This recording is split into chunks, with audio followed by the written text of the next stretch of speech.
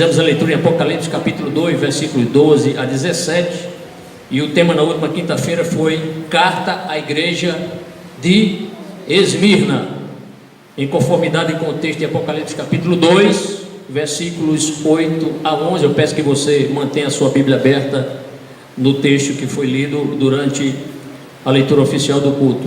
E ali nós ministramos, só relembrando aos irmãos, ministrei ali 3 tópicos. Primeiro, como Jesus se apresentou à igreja de Esmirna, no versículo 8.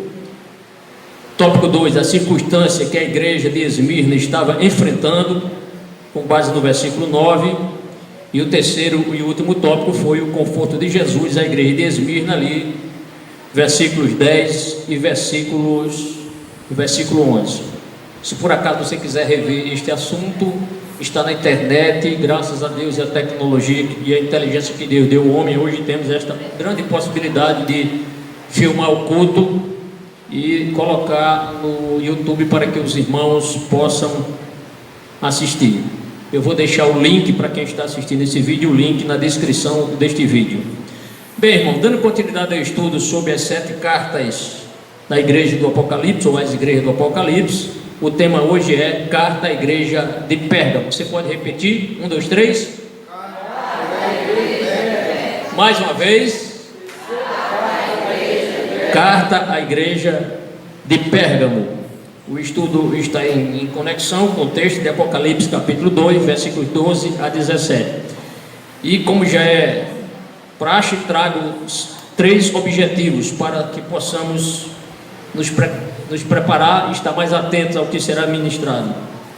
O primeiro, irmãos, objetivo é explicar o contexto histórico, político e religioso de Pérgamo.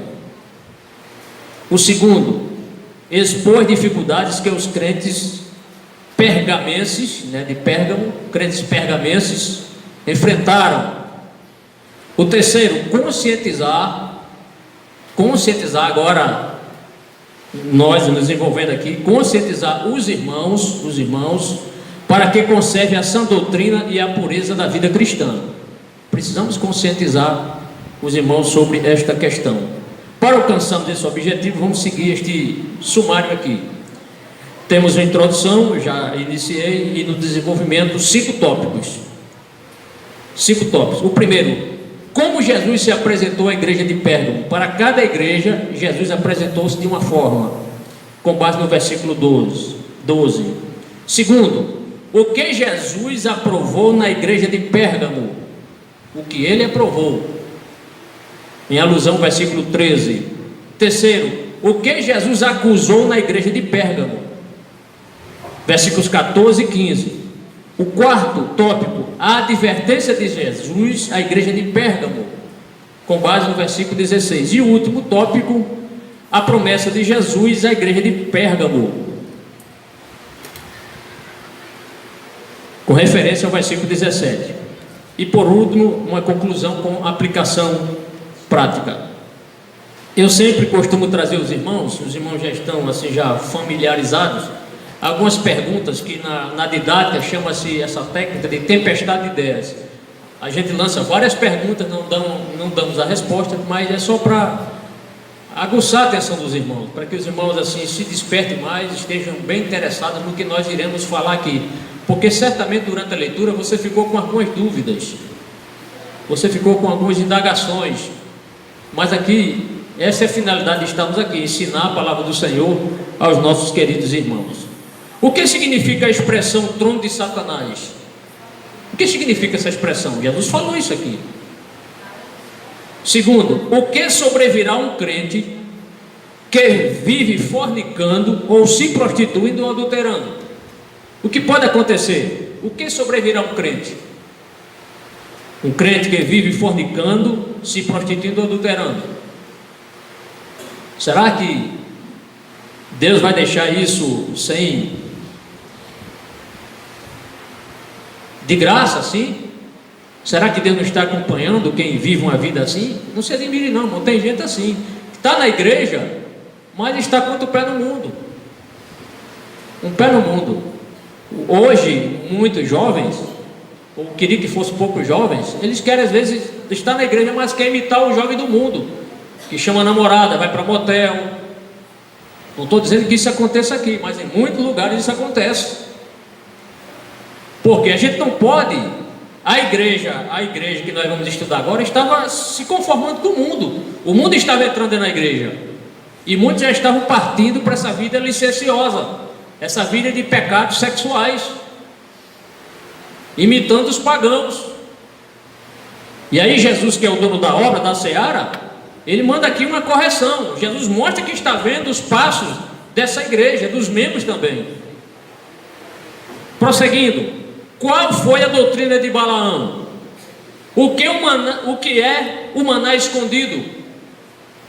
Será que Jesus tem lá uma caixa lá, como uma espécie assim de algo para guardar esse volume, esse material, esse maná, para quando chegar no céu ele vai dar esse maná para a gente? Será que ele está falando do maná literal? O que significa receber uma pedra branca, ou uma pedrinha branca com o nome gravado? O que significa isso?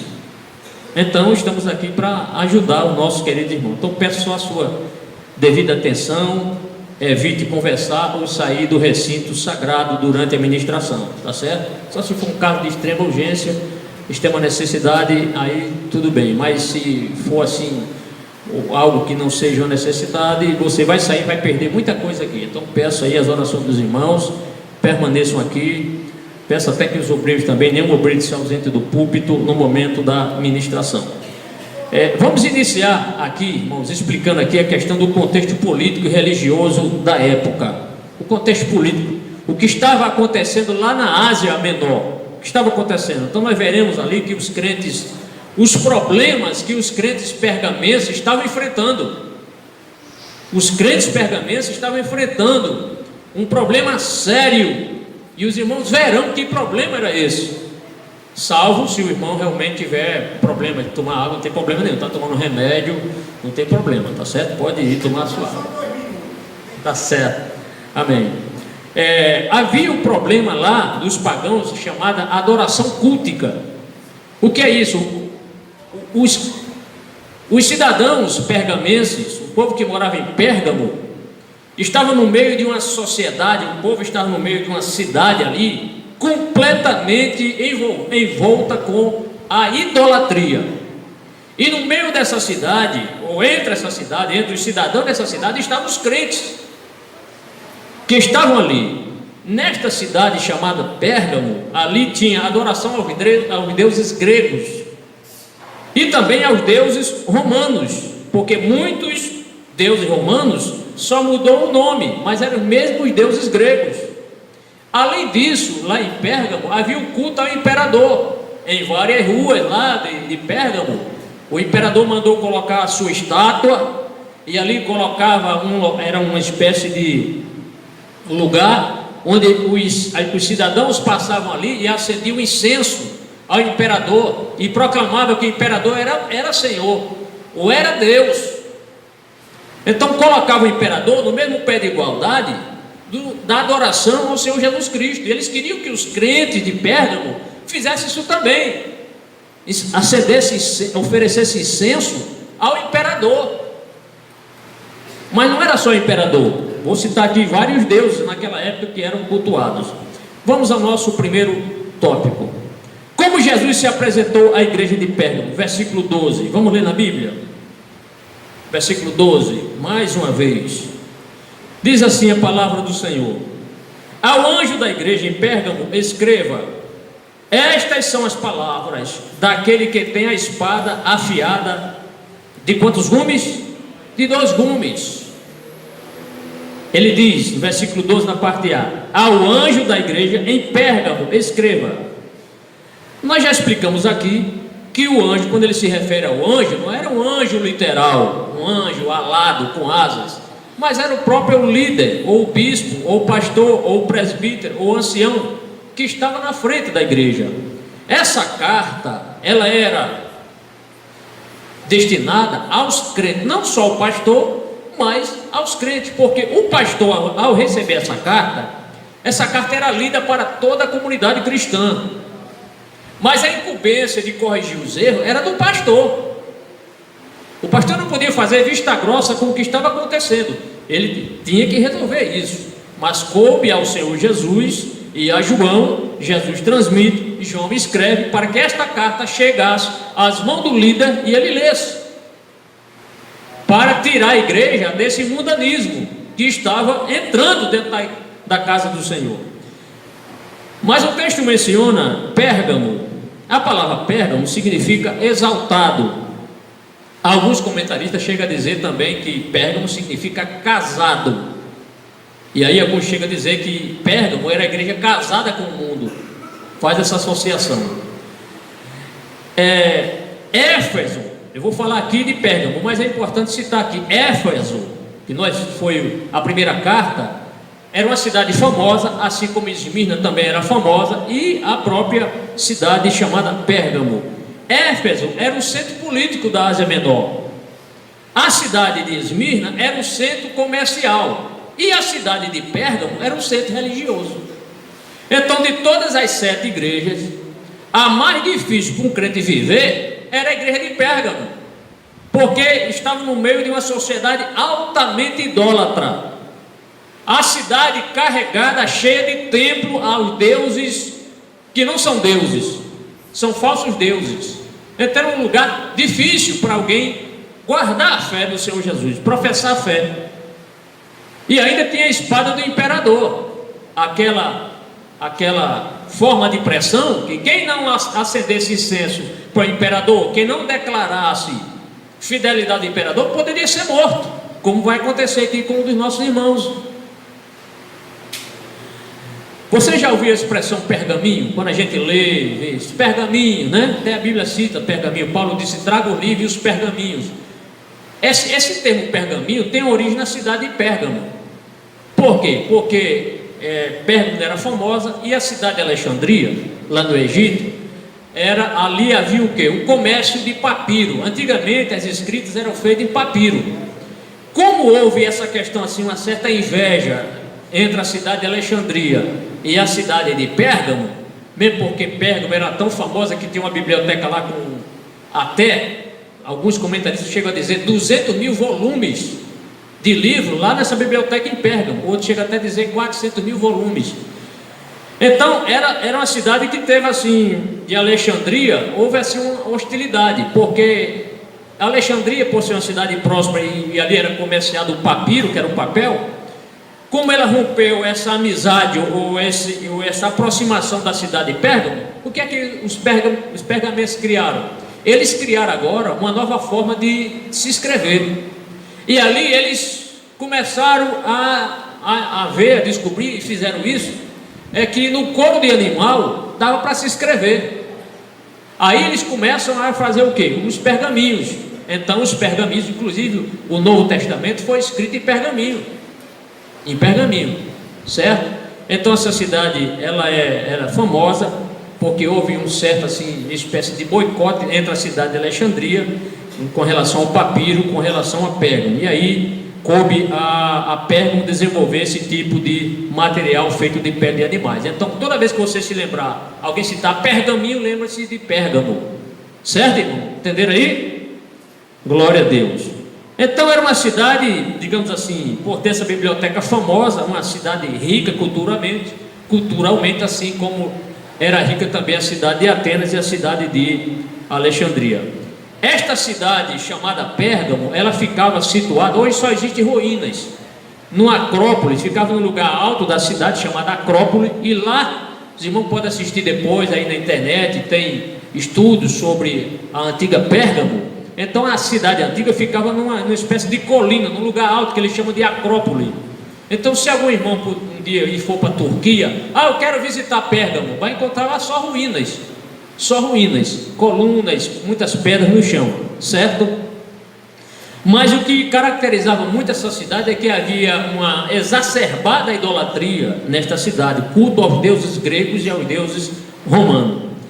É bom dizer que o poder romano exercia forte influência na cidade de Pérgamo, porque lá, segundo alguns comentários, ficava lá o procônsul romano, ficava lá nessa cidade, na cidade de Pérgamo. Então, havia este culto aos vários deuses. Mas o versículo 12, na parte B, diz: estas são as palavras daquele que tem a espada afiada de 2 gumes. Quem está falando isso aqui? O Senhor Jesus. O Senhor Jesus. Só relembrando aos irmãos, quando Jesus se referiu aos crentes efesimenses, os crentes de Éfeso, ele se apresentou como que? Aquele que tem na destra as 7 estrelas e que caminha entre os 7 castiçais, ou entre os 7 candelabros de ouro. Não foi isso? Então ele se apresentou aos crentes de Éfeso dessa forma. Quando ele se apresenta aos crentes de Esmirna, ou os crentes esminenses, Jesus se apresentou como aquele que é o primeiro e o último, aquele que foi morto e reviveu.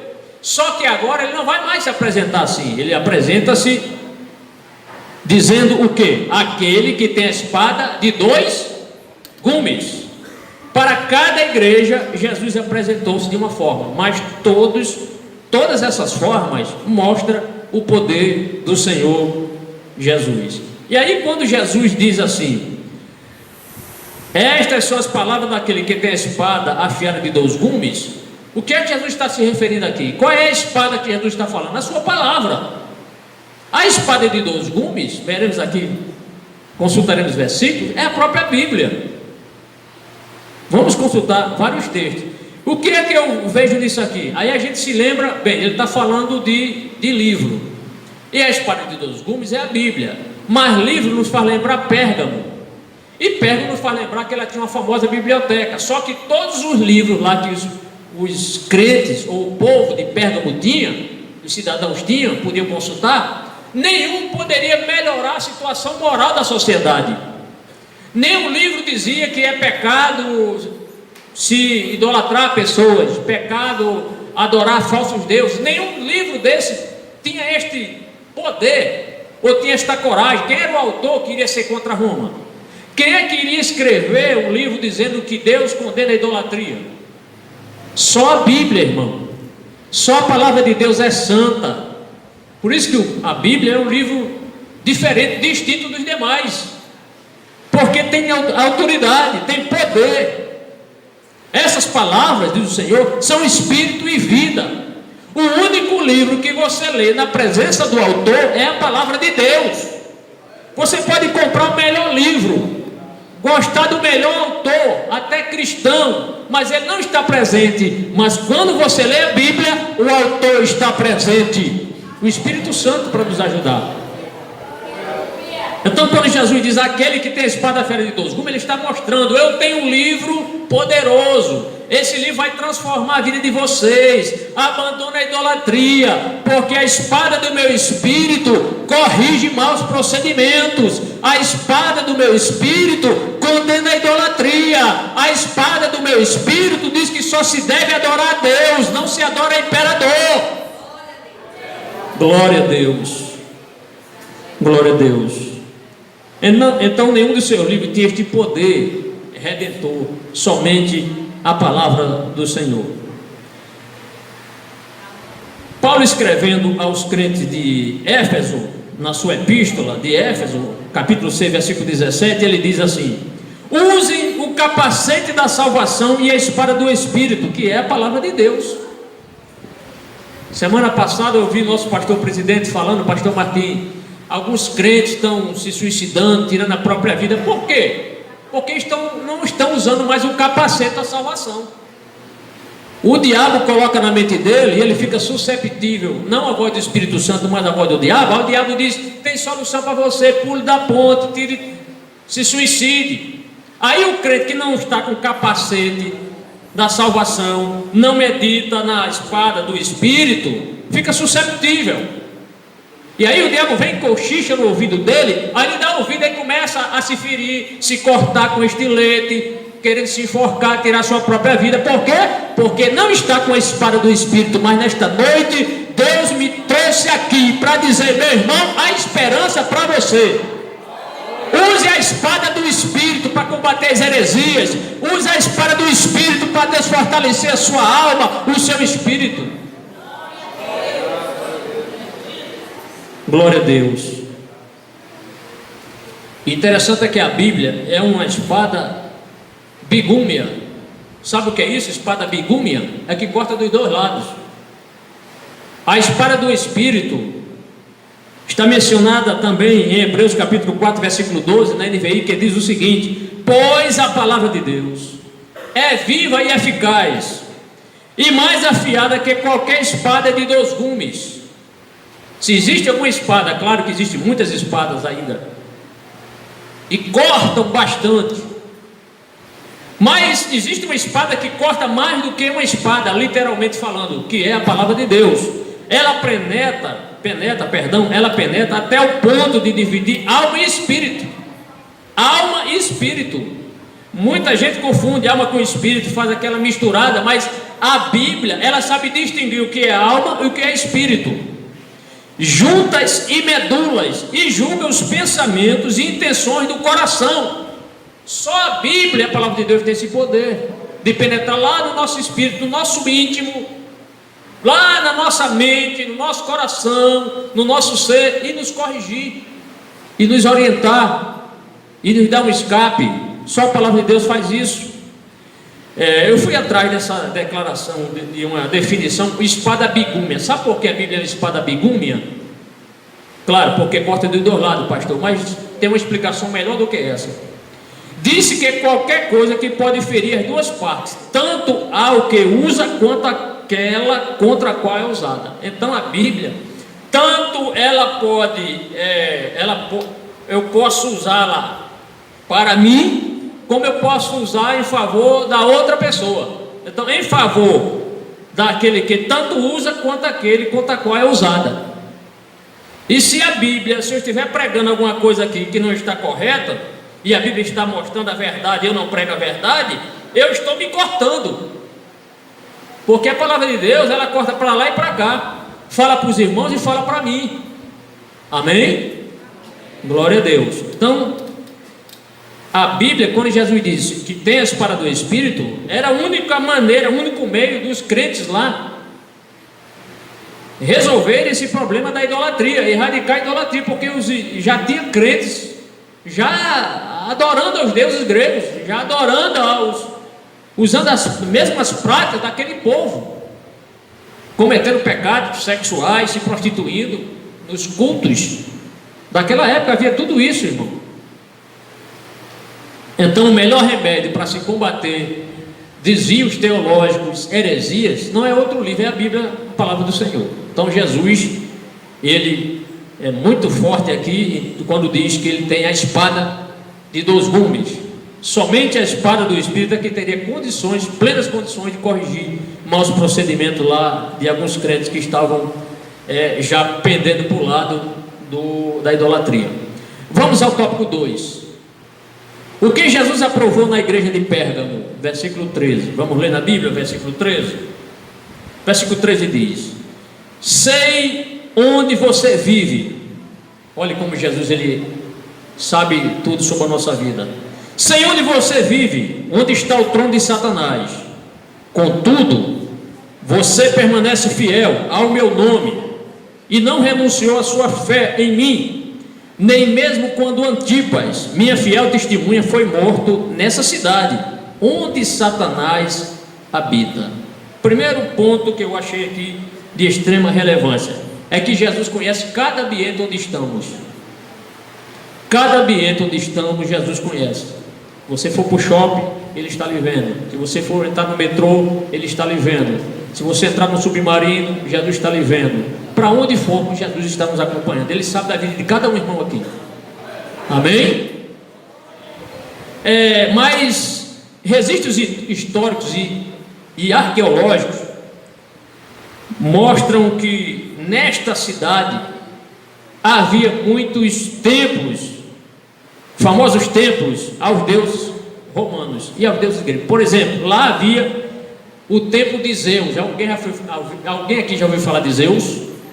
Quem estuda, os irmãos sabem, o Zeus, que era o Deus supremo do Olimpo, era o Deus poderoso para eles. O Zeus, era o pai de todos os deuses, era o Zeus, o mais poderoso era esse.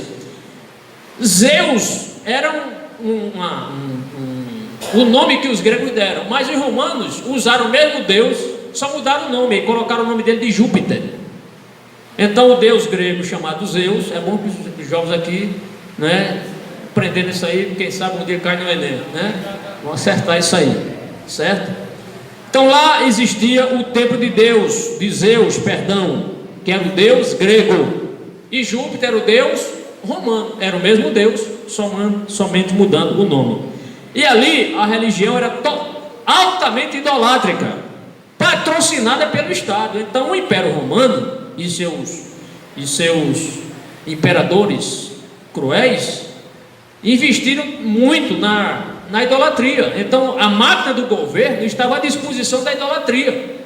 Por isso que lá em Pérgamo era um centro idolátrico, porque o governo investia lá na idolatria.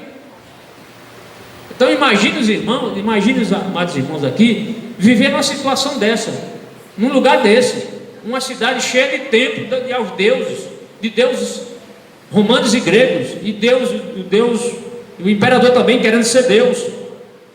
Nessa cidade também, além do povo cultuar a Zeus, cultuava também a um deus chamado Dionísio. A um deus chamado Dionísio. Há um deus famoso também, que eles deram o nome, chamado Asclépio.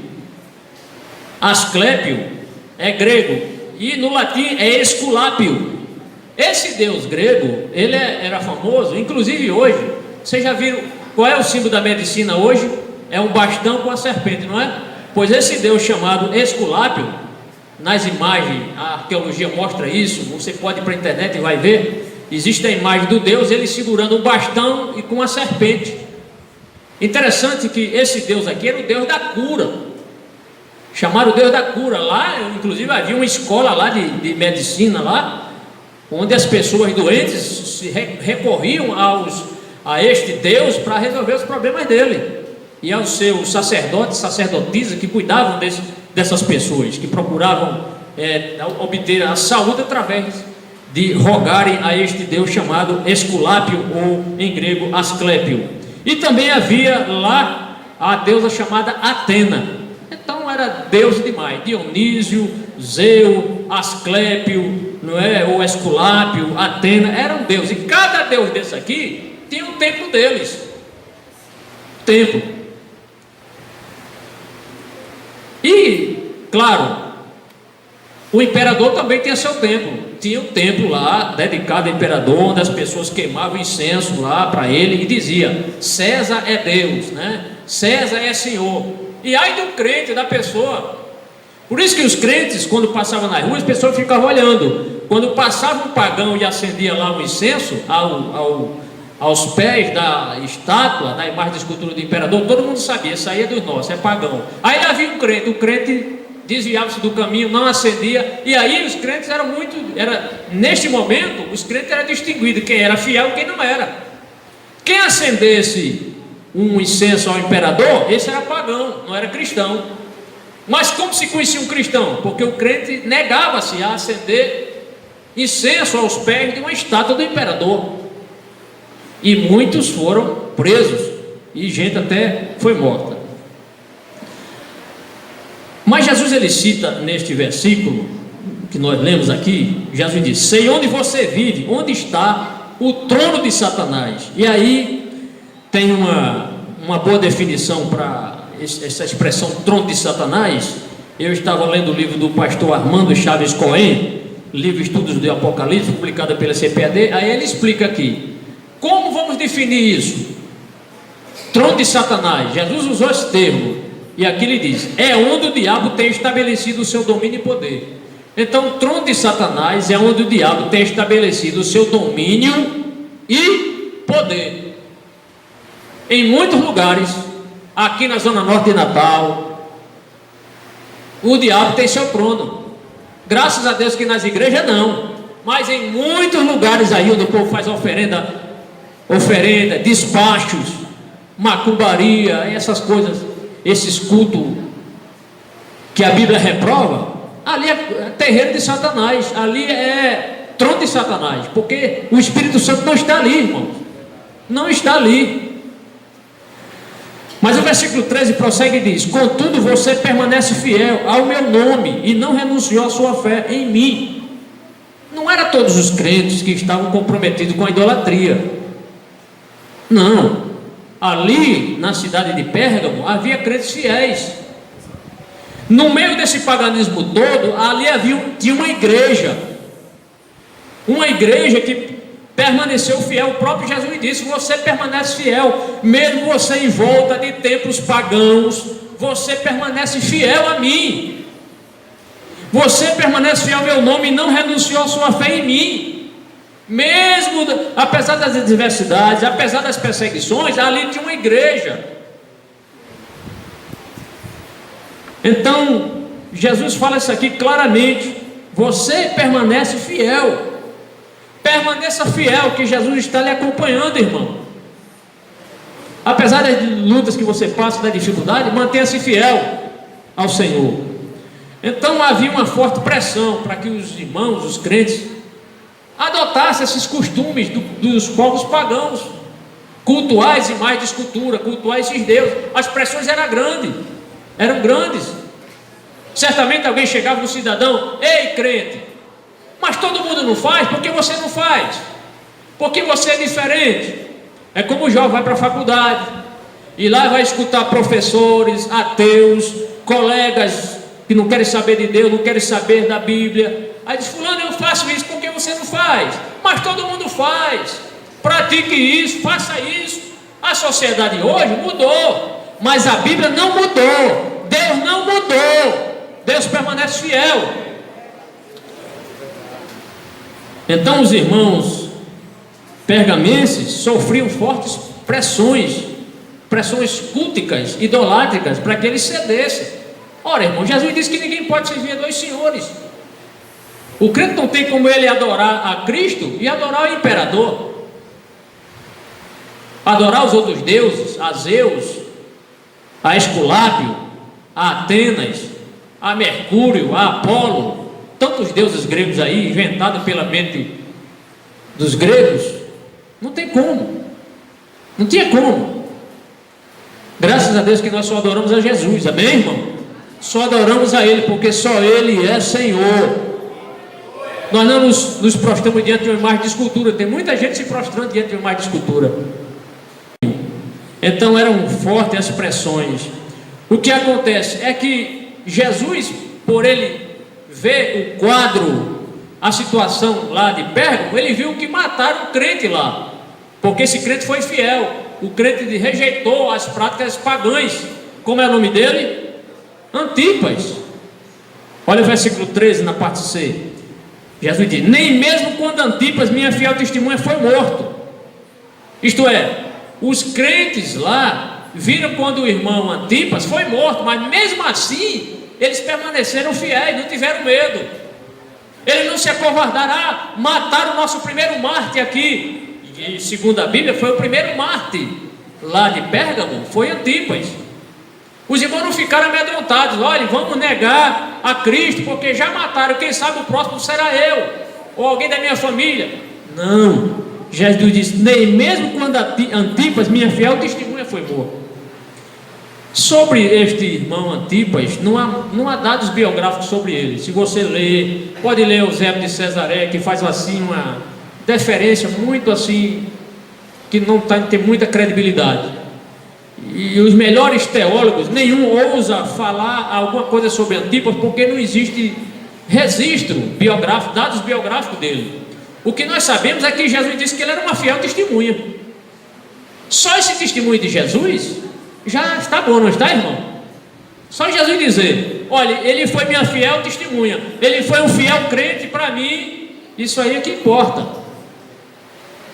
Tem irmãos aqui que não aparecem no culto, nunca pregou, talvez nunca cantou, nunca teve uma oportunidade, mas é crente fiel, está aí no banco, adorando. Aí você pode até olhar assim, tentar julgar o irmão, dizer que esse irmão não é importante na casa do Senhor. Mas irmão, mas você é importante, porque mesmo você talvez não seja um pregador, não seja um ensinador da escola bíblica dominical, não cante, nem pregue, nem ensine, mas você é uma fiel testemunha de Jesus. Você tem falado de Jesus para os seus colegas, para o seu patrão, onde você trabalha. Jesus está lhe vendo. Não se prega só na igreja, não. Prega lá também por onde você anda. Pregue no quartel, pregue no hospital, na fila do banco, dentro do ônibus, ali arrochado ali, né? Aquele ônibus cheio, trem cheio, superlotado. Mas você pode falar de Jesus para alguém. Não pode? Ora, se pode. Então Jesus diz que ele foi uma fiel testemunha. Então, por esta referência aqui, nós podemos entender que foi o primeiro cristão a ser martirizado por sua fé na cidade de Pérgamo. Na cidade de Pérgamo. Em Jerusalém, quem foi o primeiro crente martirizado? Foi Estevão, né? Mas lá em Pérgamo foi quem? Antipas.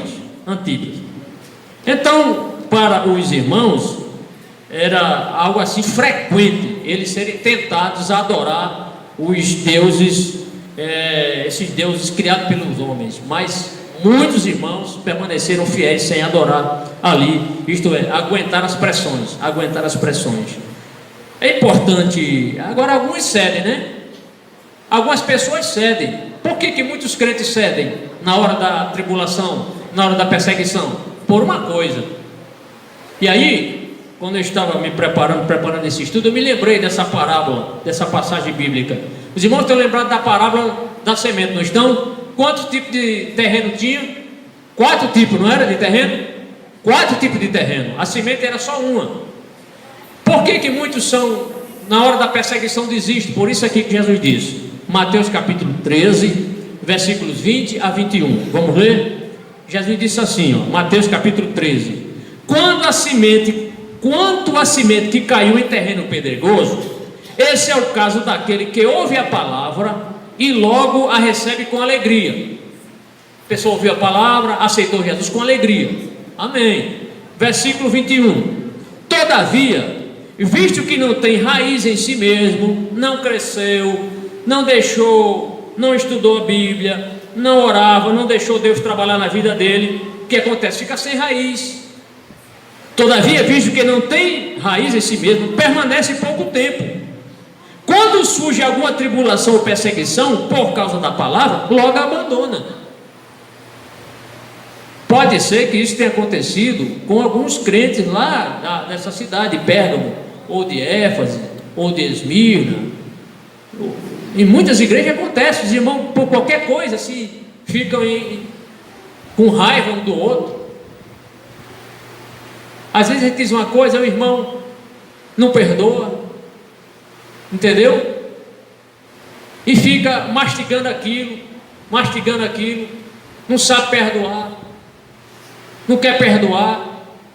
Imagine se fosse uma perseguição grande, como essa que nossos irmãos viviam.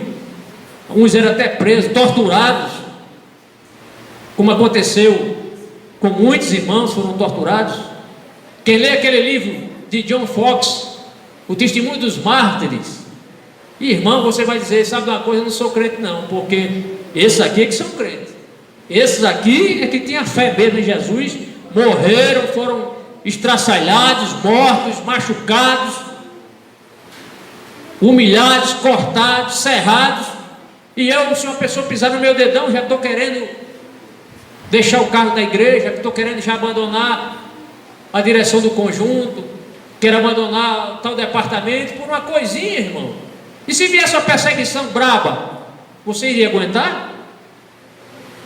Porque se a gente não aguenta uma coisinha de nada, imagine, como eu uma vez já disse, ninguém aguenta um miado de um gato, imagine um leão, um uivo de um leão, né? O rugido de um leão, melhor. Se você não aguenta um miado de um gato, os irmãos estão entendendo? Quem está entendendo, diga amém. Bendito seja o nome do Senhor. Vamos prosseguir. Então muitos cederam por isso, porque não tinha firmeza no Evangelho. Firmeza. Aí Jesus diz, no versículo 13, estamos no versículo 13, a parte dele diz, nessa cidade onde Satanás habita. Nessa cidade onde Satanás habita. Então por quê? Porque que Jesus usou essa expressão, Satanás habita? Porque lá estavam esses templos desses deuses. Inclusive, lá se adorava o imperador de Roma. Então havia essa sociedade pagã que pressionava para que os crentes fiéis também cultuassem. Tudo bem, pode cultuar Jesus, mas também diga que Zeus é Senhor, diga que Dionísio é Senhor, diga que o imperador é Senhor. Não, você pode dizer confesse que Jesus é Senhor, faça suas orações, vá para a igreja, mas também acenda um incenso para o imperador.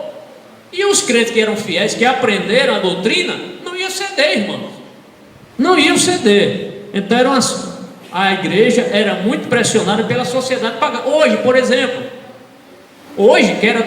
querem liberar o aborto. A Bíblia é contra, Deus condena a morte do inocente. Querem que a igreja aceite que homem case com homem e mulher com mulher. Isso, a sociedade pressiona a igreja para a igreja ficar calada. Mas nós não podemos, porque a gente tem a Bíblia, o manual de Deus. E a Bíblia condena esse tipo de casamento entre pessoas do mesmo sexo.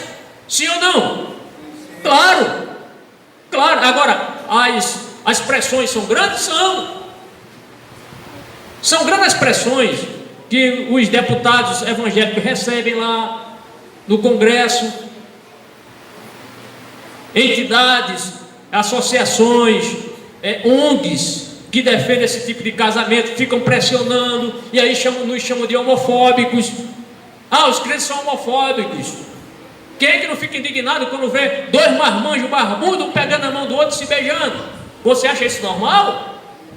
Se você acha isso normal, é porque você não está de acordo com a palavra do Senhor. Isso é anormal. Deus fez o homem para o homem viver, coabitar com a sua mulher, com a sua esposa, e a esposa com o marido, e não, como eu já disse aqui, Deus não fez Adão e Ivo. Deus fez Adão e Eva. Não fez Eva e Ava, fez Eva e Adão. Não é verdade, irmão? Agora, se você estiver no meio, lá na faculdade, no colégio, e isso for levantado, você que é crente, você vai ficar calado? Quem é contra casamento entre pessoas do mesmo sexo? Você se levanta e diz, em nome de Jesus, isso está errado, porque a minha Bíblia diz que Deus fez o homem e a mulher, sexo masculino e feminino. Esse crente é careta, esse crente é quadrado, esse crente é da época de 12, esse crente é ultrapassado, é homofóbico. Você diz, olha, você pode até me chamar de homofóbico, mas sabe de uma coisa, que a palavra de Deus para sempre permanece fiel. É a palavra de Deus. É a palavra de Deus. Se a pessoa, eu vou perder a amizade do meu professor, eu vou perder a amizade de Joãozinho, de Mariazinha, vai ficar com raiva de mim. Problema deles. Você pretende ser amigo e continuar amigo de Deus ou amigo do mundo? Eu pretendo ser amigo e continuar amigo de Deus, mesmo que alguns amigos percam amizade de alguns amigos, mas entre Deus e os amigos eu prefiro Deus. Agora, se a pessoa ficar calada, por isso que os tímidos não entrarão no reino de Deus. Quando Jesus fala os tímidos, são esses medrosos, pessoas que têm medo de dizer na praça, se tem advogados falando ali sobre Jesus, você vai e entra no assunto lá, eles estão desfazendo a Bíblia, estão menosprezando a Bíblia, e você diz, olha, eu defendo a Bíblia, eu creio na Bíblia. Se você não tiver nenhum versículo para dizer, você diz João 8,32, não é? Todo mundo agora sabe, até os ímpios sabem o que é João 8,32, o que é? E conhecereis a verdade, e a verdade vos libertará. Deus usou o presidente Bolsonaro para mostrar isso ao povo, que para sempre seja a palavra de Deus prevalecente. Amém, irmão?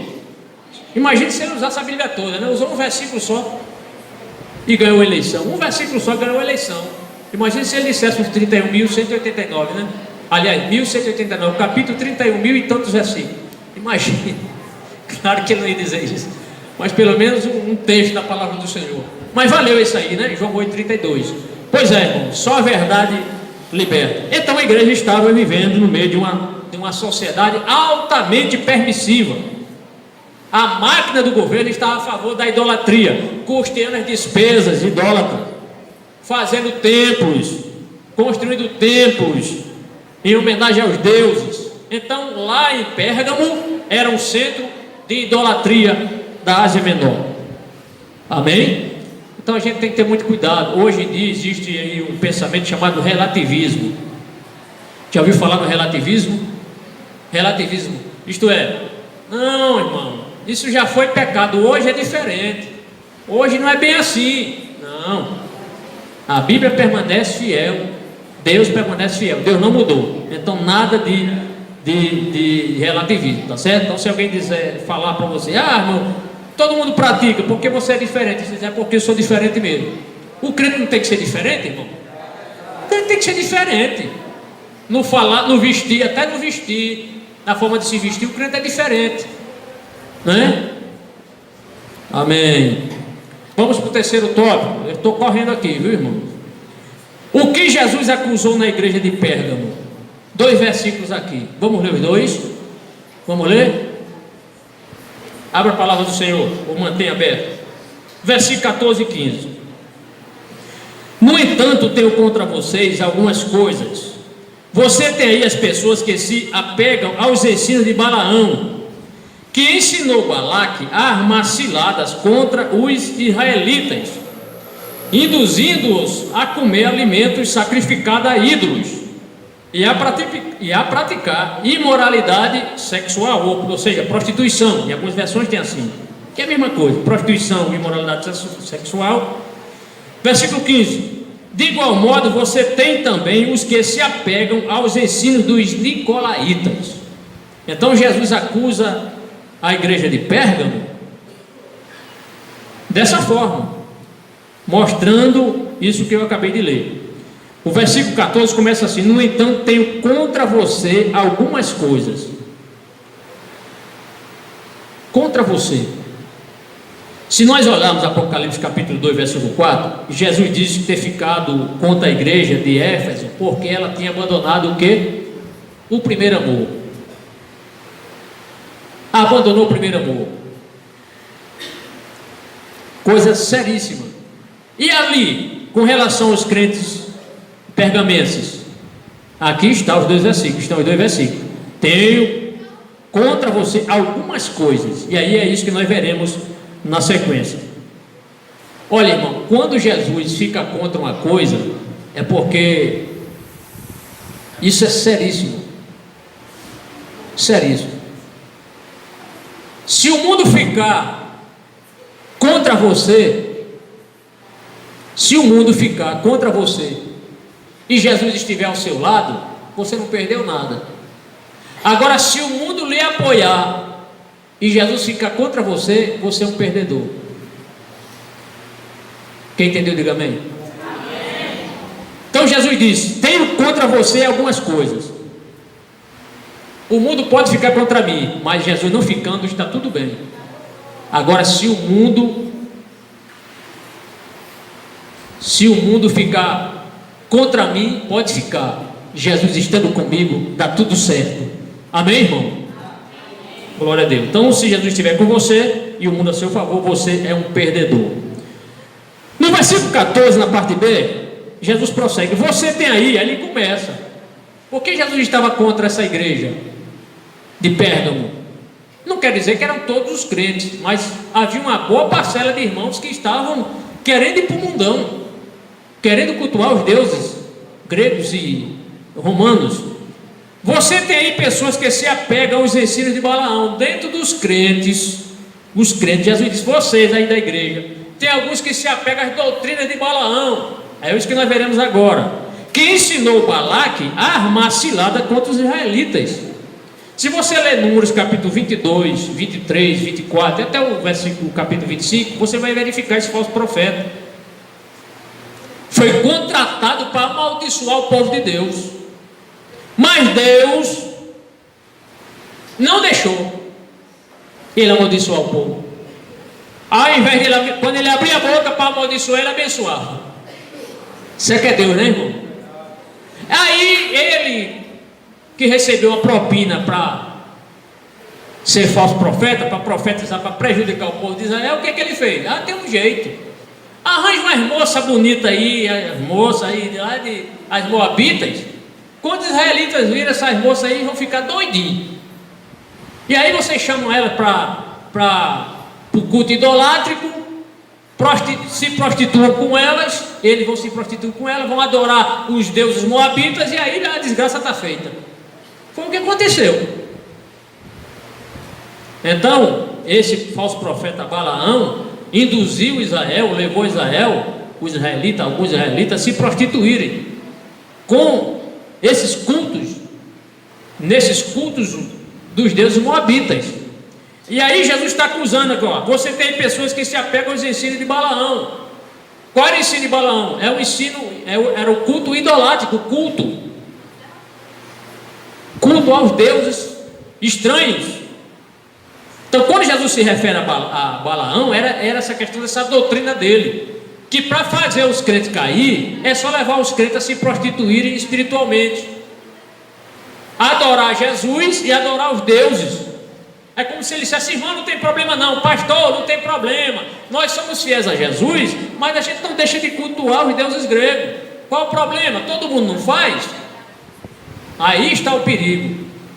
Aí está o perigo. Irmãos, nós fomos salvos por Jesus. A gente só deve cultuar Jesus. Os deuses das nações nada são. Cadê Zeus?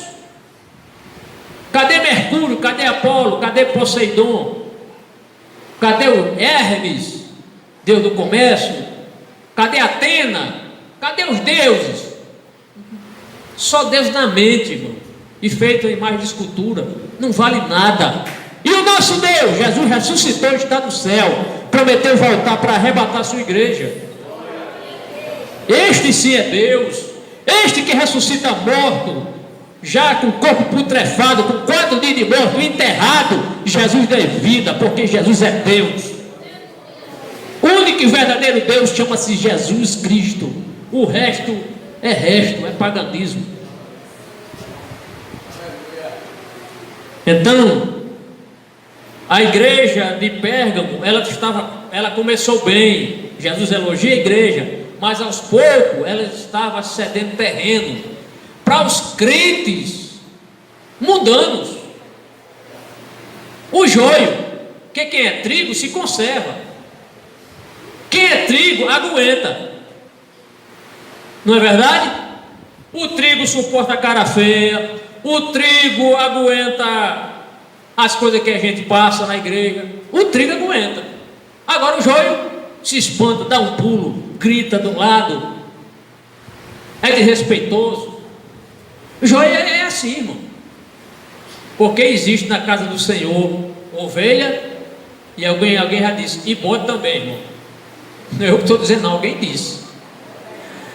Seja ovelha. Seja ovelha. Quantas ovelhas de Jesus tem aqui? Glória a Deus. Mantenha sendo ovelha. Mas o que acontece? O inimigo, ele trabalha nos corações. Quando a gente não vigia, o inimigo trabalha nos corações. Quando a gente não vigia, e se infiltra no nosso meio, infiltra-se nos corações, e aí aos poucos ele vai tomando espaço com as heresias. Essa questão de, não, irmão, não tem problema não, vamos cultuar os deuses pagãos, isso é heresia, isso é transgressão contra Deus, irmão. Somente ao Senhor teu Deus adorarás, e só a Ele prestarás culto.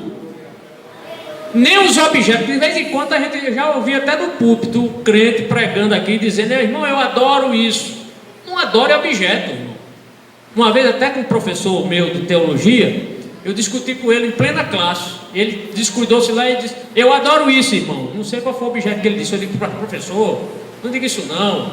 O senhor adora a Deus. Ele disse, não, mas eu posso dizer, adoro não, senhor. Você vai no dicionário, aí está lá, adorar é gostar. É porque a palavra, ela perdeu o sentido literal. Pega o dicionário hebraico, se você souber ler hebraico, e procure lá, adorar o que é. Veja se adorar é adorar. Eu adoro esse microfone, eu adoro essa manteiga, eu adoro esse relógio, eu adoro esse vestido. Negativo. O judeu só adora a Deus. Somente ao Senhor teu Deus adorarás. Você se prostra diante de uma, eu adoro esse carro, que carro lindo, tudo bem, carro bonito, eu adoro esse carro. Não diga isso, você está dizendo heresia. Você tem coragem de dizer isso na faculdade? Se você falar isso, você vai ser alvo de chacota. É que crente quadrado, que é isso? Mas a gente pode adorar e gostar. Você diz, porque a palavra, a etimologia da palavra perdeu o sentido. Hoje se adora objeto, coisa, celular. Mas eu vou comprar aquele, adorei aquele celular novo. Não diga isso não. Diga, eu gostei daquele celular. Eu admiro aquele celular. Agora, adorar somente a Deus. Não é verdade? E aí depois o professor lá, ele reconheceu, né, realmente, está certo, o senhor está certo, tá bom, está certo, graças a Deus, né? Pois é, irmão. Conta fraco no argumento, né? Bendito seja o nome do Senhor. Então o inimigo estava ganhando terreno na igreja de Pérgamo, porque alguns crentes lá que não estavam vigiando, estavam achando que os crentes poderiam também adorar os deuses pagãos. E Jesus estava vendo isso aí, viu que isso aí estava totalmente errado. Então o líder dessa igreja, podemos assim entender, que ele não estava ligando para esses ensinos. O pastor, ele tem que estar atento. O pastor não é um homem perfeito, comete erro também, falha também. Mas ele estava cedendo demais ali, a ponto de não coibir isso. Quando o pastor tomou conhecimento que lá havia crentes que estavam adorando os deuses romanos e os deuses gregos, cabia o pastor chamar essa turma, conversar com eles e orientar eles. Eu pelo menos dissesse, vocês se arrependam, ou então não tem como os irmãos permanecer aqui na igreja. A gente não pode adorar Jesus e adorar os deuses romanos. Escolha aí quem vocês querem adorar, como fez o profeta Elias. Por que cochear entre dois pensamentos? Se Deus é Baal, seguiu. Se Deus é Deus, seguiu. Mas não pode ficar no meio do muro, ou ir para os dois lados. E aí, Jesus manda essa carta para que o pastor abrisse os olhos e conversasse com esse povo, com essa turma aí do culto idólatra. Eu já disse aqui que Balaão foi um falso profeta, não disse? Se quiser anotar referência, leia Números 22 até o 25 e você vai entender a história desse camarada. Então, resumindo, a filosofia de Balaão é esta: se não é possível vencê-los, junte-se a eles. Como eles viram que não era possível vencer os israelitas amaldiçoando, qual foi o plano dele? Vamos se juntar a ele, vamos arranjar as mulheres aí para se prostituírem com ele. E foi isso que aconteceu. Então Balaão levou os israelitas a comerem carne de altares idólatras e manter relações ilícitas com as mulheres moabitas, coisa que Deus não aprovou. Podemos entender algum comentarista que chega a dizer que Balaão, ele é o cristão que se corrompe por dinheiro. Balaão foi uma pessoa que se corrompeu por dinheiro. Não vou entrar aqui em questão, mas tem gente que se corrompe por dinheiro. Não só cristão, gente de todas as profissões às vezes se corrompe por dinheiro. Mas Jesus prossegue no versículo 14, na parte 6, diz: induzidos a comer alimentos sacrificados aos ídolos. Induzindo-os a comer alimentos sacrificados aos ídolos. Irmão, quem come da mesa do Senhor, quem participa da ceia do Senhor, não participa da mesa dos demônios. Como é que os irmãos estavam tomando ceia lá em Pérgamo, no culto de ceia lá, e ao mesmo tempo ia para o culto dos deuses pagãos? E é bom citar esse texto aqui, que o apóstolo Paulo citou, está em 1 Coríntios 10, 21, quando ele diz: vocês não podem beber do cálice do Senhor e do cálice dos demônios.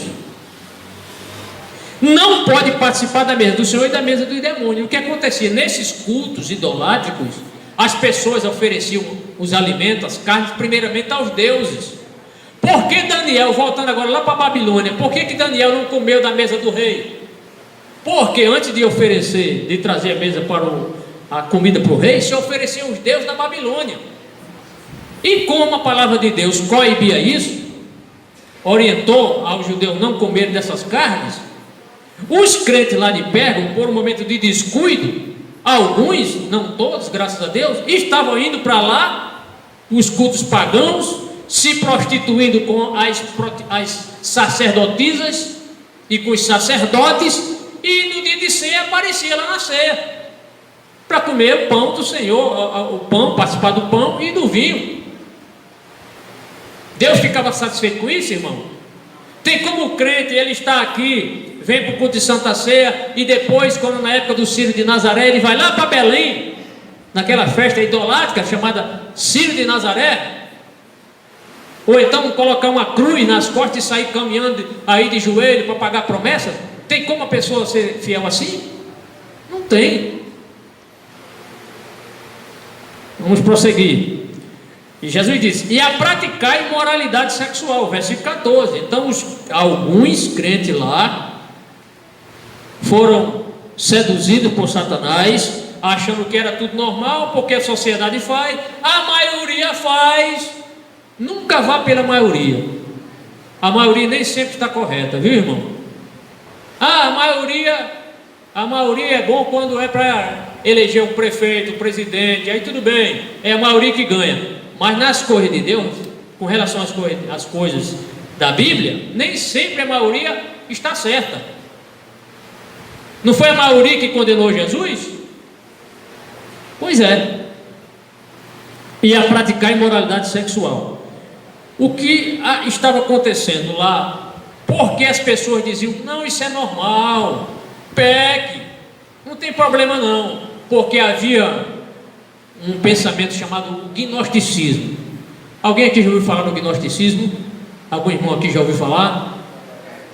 Os irmãos aqui retaguarda, pastor Flávio, os irmãos aqui sabem, né? E outros irmãos aqui. O gnosticismo, qual era a filosofia dele? Ele dizia o seguinte: o corpo é mau, o corpo é ruim, o corpo não interfere na alma. O que você faz com o corpo não prejudica a alma. Será que não prejudica? Prejudica. Existiu o gnosticismo que estimulou o ascetismo. O que é isso? A mutilação ou autoflagelamento.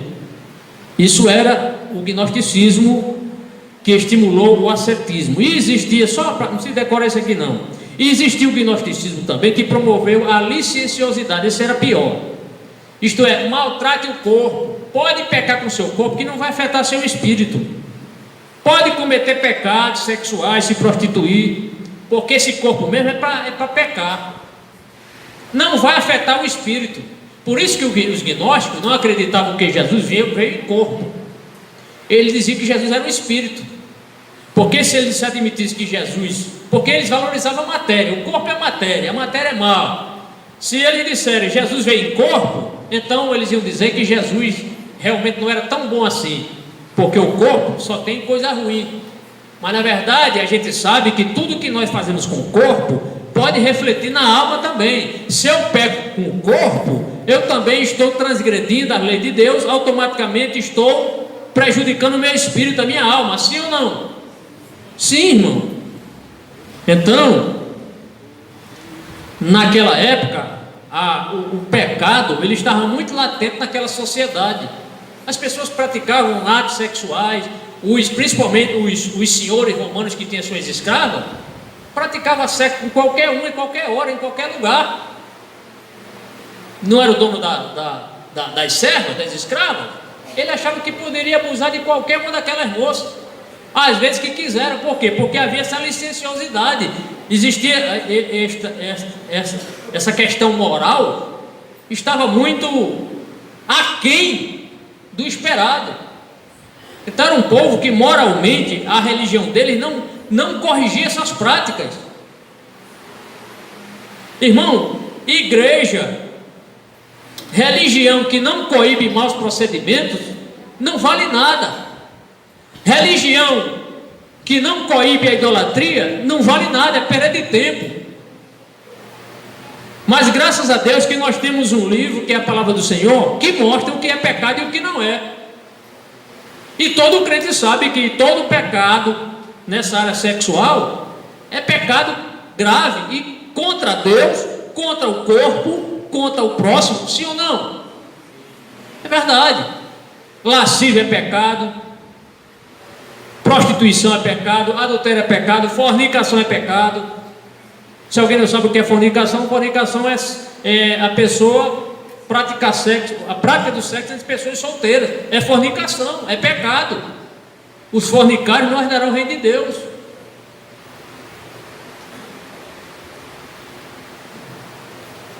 Mas o que é que a Bíblia mostra quando a pessoa dá vazão à carne? Jesus está mostrando aqui, e Jesus vai mostrar: arrependa-se.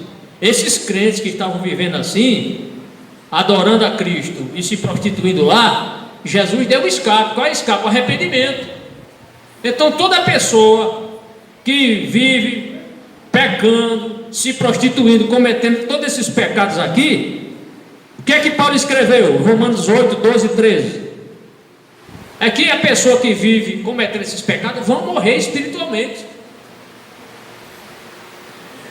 Versículo 12: portanto, irmãos, estamos em dívida, não para com a carne, para vivermos sujeitos a ela. Versículo 13: pois se vocês viverem de acordo com a carne, morrerão.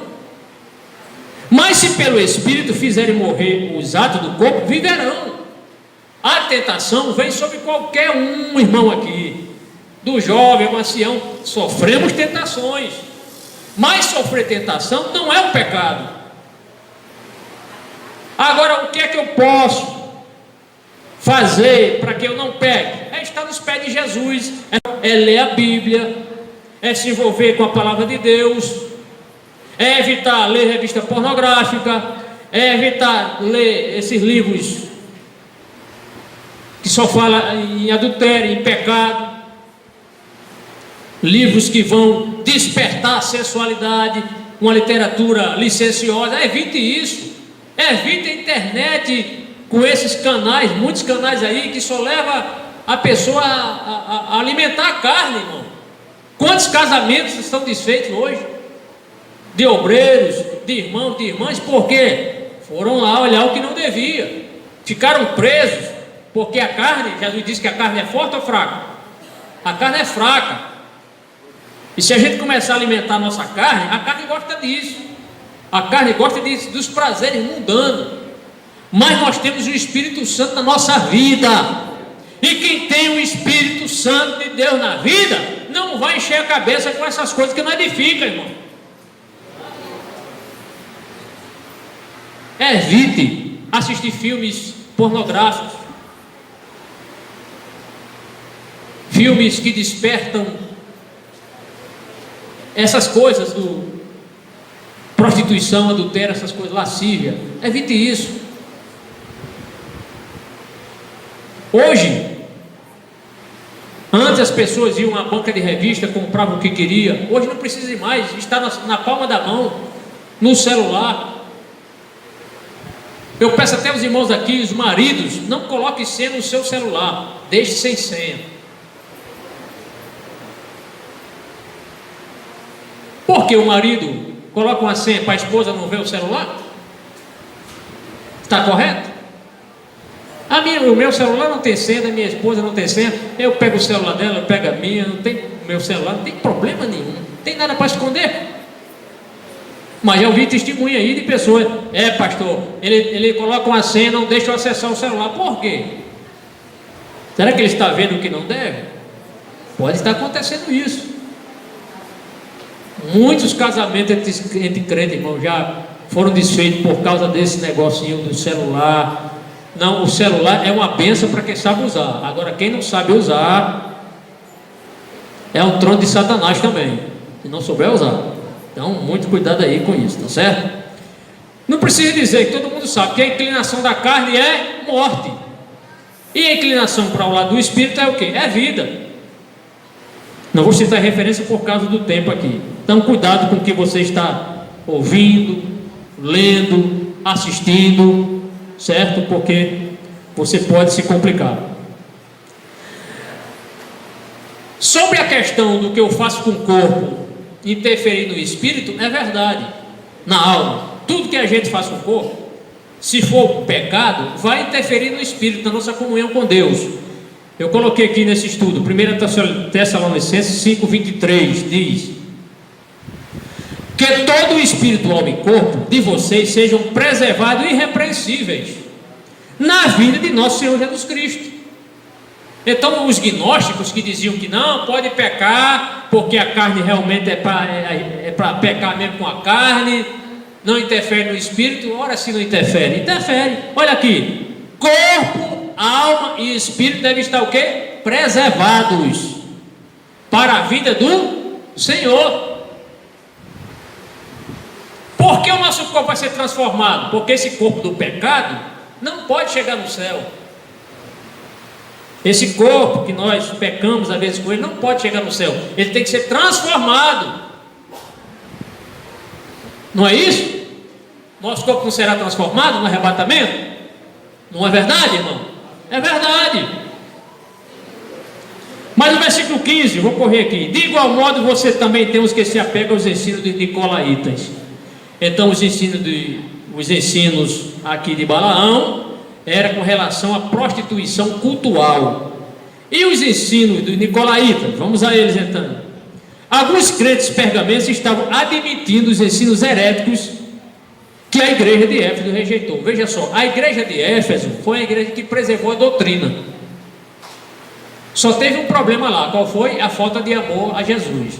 Mas em termos de doutrina, era uma bênção. Apocalipse 2, verso 6, Jesus diz: mas há uma coisa a seu favor, você odeia as práticas dos nicolaítas, como eu também as odeio. Só que a igreja de Pérgamo não odiou. Os nicolaítas não tiveram vez na igreja de Éfeso, mas a igreja de Pérgamo não coibiu, não se levantou contra os nicolaítas. Com isso, estavam distorcendo a palavra de Deus. Há uma definição na Bíblia cronológica de aplicação pessoal, eu achei que muito interessante. Pastor, o que eram os nicolaítas? Os nicolaítas eram crentes que se comprometiam sua fé, para desfrutar algumas das práticas pecaminosas da sociedade efésia. Então os nicolaítas eram crentes que comprometiam sua fé para desfrutar algumas das práticas, isto é, idolatria também. Os nicolaítas pregavam que o que se praticava com o corpo não afetava o espírito. É aquilo que eu acabei de dizer aqui há pouco tempo. O que você faz com o corpo não afeta o espírito, mas afeta sim. Então isso é um ensino de origem gnóstica. E hoje existem tantas heresias entrando na igreja, irmão. O relativismo, o liberalismo teológico, o secularismo tem se infiltrado em muitas igrejas, em muitas. Igreja sincrética, igreja mística. Vamos ao tópico 4. A advertência de Jesus à igreja de Pérgamo. Vamos ler na Bíblia, versículo 16. Portanto, arrependa-se, senão virei em breve até você e lutarei contra eles com a espada da minha boca. Não me dê mais 10 minutinhos, por favor. Portanto, arrependa-se, versículo 16. Então a igreja de Éfeso odiou as obras dos nicolaítas, mas a de Pérgamo não. A igreja de Pérgamo não pôs à prova os falsos ensinadores. Lembra-se que a igreja de Éfeso pôs à prova os falsos ensinadores? Uns diziam ser apóstolos, mas não eram apóstolos. Testaram lá e não eram apóstolos, descobriram que eram impostores. Só que a igreja de Esmirna, de Pérgamo, não. Faltou vigilância nessa igreja. Ora, não precisava ser um teólogo para descobrir, para entender que não tinha como. Como é que eu posso ser crente em Cristo e adorar os deuses pagãos? Não tem como. Qualquer irmão novo convertido poderia entender isso.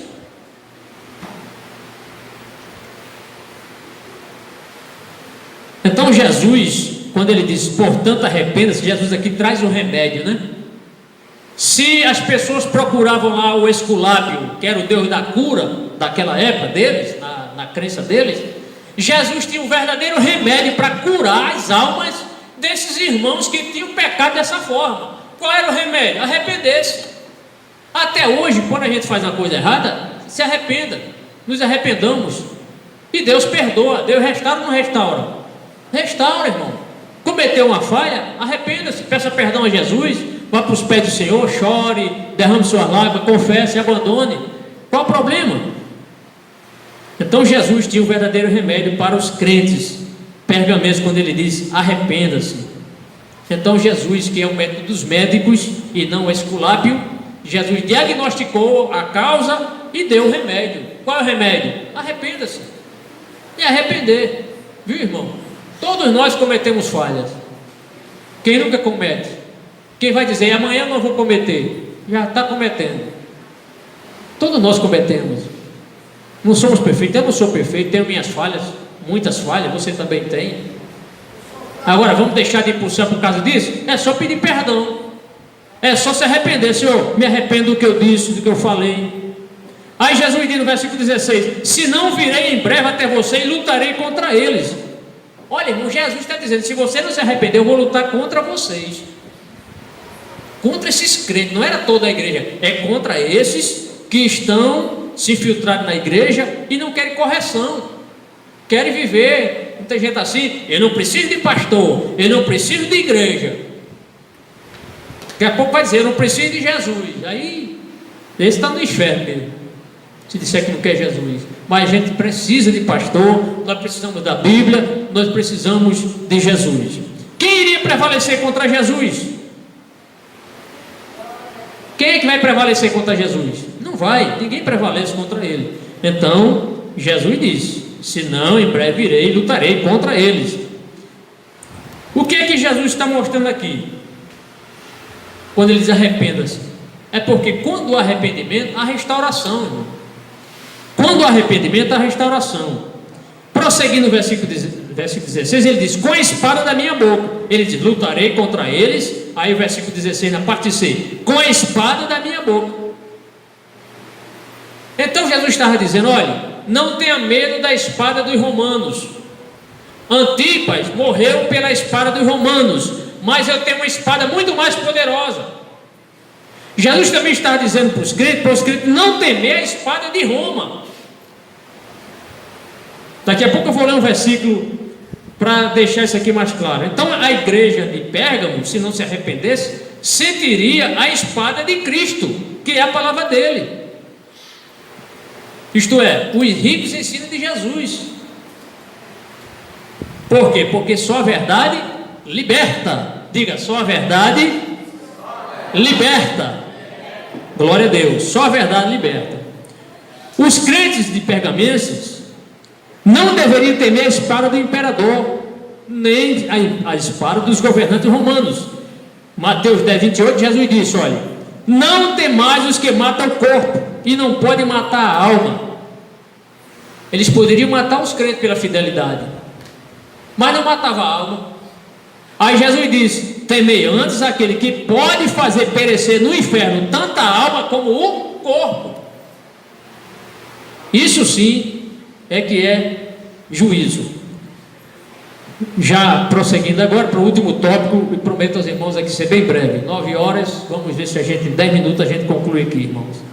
A promessa de Jesus à igreja de Pérgamo, versículo 17. Olha a promessa agora. Jesus viu os problemas da igreja, deu a solução. Olha que promessa maravilhosa: aquele que tem ouvidos, ouça o que o Espírito diz às igrejas. Ao vencedor darei do maná escondido, também lhe darei o quê? Uma pedra preta, isso? Uma pedra branca, com um novo nome nela escrito, conhecido apenas por aquele que o recebe. Então ele começa: aquele que tem ouvidos, ouça o que o Espírito diz às igrejas. O Espírito de Deus não falou só no passado. O Espírito do Senhor, ele continua a falar ainda, irmão. O Espírito do Senhor, ele fala ou não fala para a igreja? Deus usa ou não usa pessoas aqui? Usa, muitas vezes no louvor, numa pregação, no testemunho. O Espírito do Senhor nunca falou, e falou naquela época para aquela igreja. Mas ele diz: ao vencedor darei do maná escondido. Que maná é esse? Será que Jesus tem um pote de maná lá no céu e vai dar para os crentes todinho do mundo esse maná? Será que ele está falando do maná literal? E aí há várias correntes de interpretações para explicar o que é esse maná escondido. Os irmãos sabem que o maná foi aquele pão que Deus mandou do céu, não foi? Todos os dias, na peregrinação dos 40 anos no deserto, todo dia estava lá o maná. O maná durou quanto tempo? 40 anos. O maná só cessou quando Israel chegou aonde? Quando Israel atravessou o rio Jordão e chegou em Gilgal. Quando Israel colocou os pés em Gilgal, aí diz: o maná cessou. Então este maná, inclusive Deus recomendou que Moisés colocasse num vaso, e Hebreus diz que era um vaso de ouro, uma porção de maná para guardar para gerações. E esse maná ficasse guardado aonde? na arca do concerto, junto com a vara de Arão que floresceu e junto com as tábuas dos 10 mandamentos, não foi?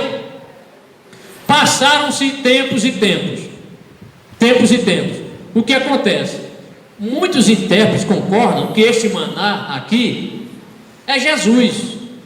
Este maná escondido que Jesus ia dar para eles é o próprio Jesus. Porque Jesus, quando está falando com os israelitas, ele diz: o meu pai mandou o maná do céu. Mas esse maná, o verdadeiro maná, não era este maná perecível que ele se alimentava. O verdadeiro maná era ele. Jesus disse: eu sou o verdadeiro pão do céu. Eu sou o pão que vou alimentar vocês, que alimento vocês. Este é que é o verdadeiro pão, que é Jesus. Então, Jesus diz lá no texto, ele diz: pois o pão de Deus é aquele que desce do céu e dá vida ao mundo. Então Jesus declarou: eu sou o pão da vida. Aquele que vem a mim nunca terá fome. Aquele que crê em mim nunca terá sede. Isto é, este maná escondido fala de quê? De comida espiritual, de nutrição espiritual que nós receberemos. A nutrição física foi lá com o maná no deserto, e a nutrição espiritual é Jesus, o pão da vida. Jesus nos alimenta? Jesus nos alimenta ou não? Alimenta com a sua palavra. Este é o maná espiritual. Mas ele diz: também lhe darei uma pedra branca. Vou correr aqui. O versículo 17 ele diz: também lhe darei uma pedra branca. Há algumas interpretações também. O que Jesus quis dizer com a pedra branca? Por que essa pedra branca? Há pelo menos 3 interpretações aqui. Uma é o seguinte: quando tinha um julgamento, o juiz ouvia lá as pessoas, as testemunhas, depois eles se juntavam. Na hora da sentença, se o juiz desse para o acusado uma pedra branca, ele estava absolvido. Se desse uma pedra preta, ele estava condenado. Estão entendendo? Essa é uma interpretação. Então, esta é uma interpretação. A outra interpretação, alguns dizem também, alguns comentaristas, que a pedra branca era que se dava ao hóspede. Chegava uma pessoa na sua casa, aí você pegava uma pedra branca. Quando a pessoa ia embora, você partia no meio essa pedra, aí dava para a pessoa. Você dizia àquela pessoa: olhe, qualquer pessoa da sua família que vier novamente à minha casa, é só trazer essa pedra branca, e aí se ela der certo aqui com a minha, na junção da pedra, essa pessoa é bem-vinda. Também é uma definição. Nós não sabemos, na verdade, qual é a mais correta, mas existe uma terceira também. As pedras brancas também eram dadas no ingresso, era como um ingresso. A pessoa ia assistir um espetáculo público e ali o ingresso era uma pedra branca. E existe ainda, que não está aqui, mas existe uma quarta interpretação que diz que uma pedra branca era que quando o atleta ele ganhava uma competição, dava-se a ele uma pedra branca com o nome escrito do atleta. Então são várias interpretações. Qual é a correta? Eu não sei qual é a correta. Eu trouxe aqui essas 4 maneiras, mas eu prefiro ficar com essa que parece que ser mais aceita, né? Essa questão da pedra branca é que, inclusive lá em Romanos, quem está em Cristo, nova criatura é, né? As coisas velhas passaram, que tudo se fez novo, isto é, nós não temos mais nenhuma condenação. Então, se Jesus vai nos dar uma pedra branca, é que nós estamos absolvidos. Jesus não nos condena, nós temos pleno acesso a Deus. Como também podemos entender, como essa pedra branca, que nós somos bem-vindos à família de Deus. Então são muitas interpretações, eu não posso aqui precisar qual é a mais correta. No versículo 17 ele diz: com um novo nome escrito, nela é escrito, conhecido apenas por aquele que o receber. Então cada crente lá no céu vai receber o nome. Se você acha seu nome feio, não se preocupe, lá no céu o seu nome vai ser bonito. Tem gente que diz: detesta esse meu nome que meu pai e minha mãe colocou em mim. Por que esse nome feio? Por que esse nome horrível? Não se preocupe, lá no céu vamos ter nomes bonitos lá, tá? Sua pedrinha você vai receber lá com o seu nome. Aí quando Jesus lhe chamar, Jesus me chamou, eu sei porque ele disse o meu nome, é eu que vou falar com ele, não é? Podemos entender dessa forma, porque a Bíblia não diz, apenas é conhecido apenas por aquele que o recebe. Claro, Jesus sabe o nome de todo mundo, mas também os outros, as pessoas, cada um vai ter um nome. Amém? Sobre essa questão de ter um nome, é algo normal. Deus Deus gosta de mudar o nome, né? Ele não mudou o nome de Abraão. Era Abraão para Abraão. Era Sarai, mudou para Sara. Era Jacó, mudou para Israel. Era Saulo, mudou para Paulo. Então o seu vai ser mudado também. Amém? Glória a Deus. Para concluir, irmão, para concluir, a igreja do Senhor não deve se amoldar, não deve acomodar-se a certas práticas heréticas que querem trazer para a igreja do Senhor. Eu fico pensando, qual seria a reação de Jesus se escrevesse uma carta para a igreja cristã brasileira evangélica? Será que Jesus iria reprovar as igrejas? Irmão, eu acho que iria. Eu vou dizer aqui, pelo menos aqui dá para a gente ver como Jesus iria reprovar. Muitas práticas, quer ver? Muitas práticas antibíblicas. Óleo ungido. Onde é que, tudo bem, o óleo se unge os enfermos, agora dizer, esse óleo é um óleo ungido, irmão. Esse aqui, ó, cura qualquer problema, porque eu comprei Israel. Aí faz, vamos fazer a corrente dos 70, e se for 71? Corrente dos 318, e se aparecer o 30, o 19? Jesus vai deixar de operar? Ah, para você ser curado, nós temos que colocar aqui um sal, você vai passar em cima desse sal, e você vai ficar abençoado, curado, vai vir prosperidade. Onde é que está isso na Bíblia? Jesus iria, irmão, olha, Jesus ia falar forte com a igreja cristã brasileira que está se... Irmão, onde é que esse povo está buscando esses conhecimentos? Hein? Fogueira Santa de Israel. As pessoas escrevem o pedido, aí o irmão vai, um deles lá para Israel, sobe o Monte Sinai, quando chega lá faz uma fogueira, e Deus vai responder os pedidos. Precisa gastar dinheiro, pegar um avião, passagem cara, subir o Monte Sinai, queimar pedido para Jesus responder. Eu não creio nesse Deus limitado. Deus escuta a oração no íntimo de qualquer crente aqui. Tem até uma... Cadê? É bom que tire mesmo, viu, irmão? Vou até pedir para tirar. Eu estava me lembrando, aqui, em algumas igrejas tem umas casinhas de pedido de oração, irmão. Onde é que a Bíblia ensina isso? Essas casinhas de pedido de oração. Eu não vejo isso aí em fundamentação bíblica, não. Aí depois tem um irmão que pega, vai queimar os pedidos na onde? Irmão, se você tem fé que Jesus responde a sua oração aí, não precisa nem você escrever. Hein? Ah, quer dizer que eu fiz um pedido, só quando os pedidos forem queimados é que Jesus vai responder? Me prove na Bíblia que isso é um ensinamento bíblico. Colocar pedido numa caixa para queimar para Jesus responder? Esse não é o Jesus que eu sirvo, e não é o que você serve também não, irmão. Que Jesus limitado é esse? Não, meu Jesus é ilimitadíssimo. Amém, irmão? Amém. Tiraram daqui, não foi a casinha? Ou botaram em algum canto? Cadê a irmã Raimunda? Não bote mais casinha aqui não, irmão. Tá certo? Isso, a menos que me prove biblicamente. Tem que escrever um pedido, tá certo? Senão Jesus não responde. Que é isso? Então, são as coisas. Não, pastor, é porque uma igreja fez, a gente achou bonito, vamos fazer nossa casinha também? Não faça não, irmão. Não precisa disso não. Jesus está limitado, é?